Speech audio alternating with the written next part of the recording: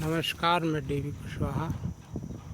आज हम भारत की सबसे प्राचीन लिपि के बारे में अध्ययन करेंगे कि भारत में सबसे प्राचीन लिपि कौन सी है। प्राप्त अभिलेखों और ज्ञात सूत्रों के माध्यम से भारत में सबसे प्राचीन लिपि धम्मलिपि या मौर्यकालीन लिपि के नाम से जानी जाती है। बाद में एक फारसी विद्वान ने ललित बिस्तर में उल्लिखित कुछ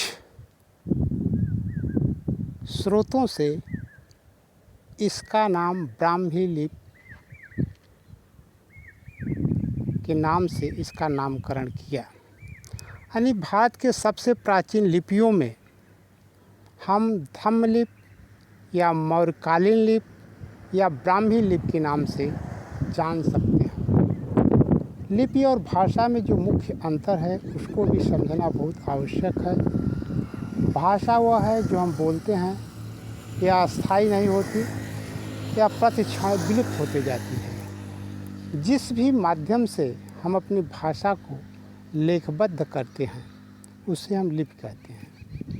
यानी चित्रों, संकेतों, चिन्हों के माध्यम से जब हम उसे अस्थायी रूप से अंकित करते हैं वही लिपि है। भाषा और लिपि मुख्य जो अंतर है, भाषा अस्थायी है, लिपि अस्थायी है। भाषा तत्काल समाप्त हो जाती है, लिपि चिर अस्थायी बनी रहती है। लिपि के माध्यम से ही हमारे सांस्कृतिक विरासत लंबे समय तक संरक्षित रहती है। इसलिए अनेक आविष्कारों में लिपि का आविष्कार सबसे महत्वपूर्ण आविष्कार माना जाता है। मानव सभ्यता में पशु और मानव के बीच में अगर अंतर कहा जाए तो लिपि भाषा ही एक आधार है जो इनसे अलग करता है। दूसरी बात, भारत में जितनी भी लिपियों का विस्तार हुआ है, चाहे गुप्त लिपि हो, चाहे शारदा लिपि हो या और भारी सारी लिपियाँ, ब्राह्मी लिपि के माध्यम से ही विकसित हुई हैं।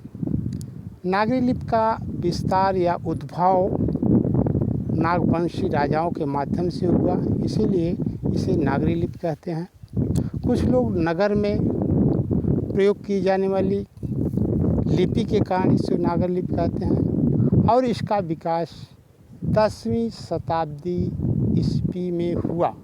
यानी जो भी ग्रंथ या पुस्तकें इस भाषा में लिखी गई हैं वह इस लिपि के बाद ही मानी जाएंगी। उदाहरण के लिए अगर हम महाभारत लें, रामायण लें, वेद लें, पुराण लें और बहुत सारी पुस्तकें जो देवनागरी लिपि में लिखी गई है वे 11वीं शताब्दी के बाद में लिखी है। Thank you. इस वीडियो में इतना ही, फिर अगले वीडियो मिलते हैं। तब तक के लिए थैंक यू वेरी मच।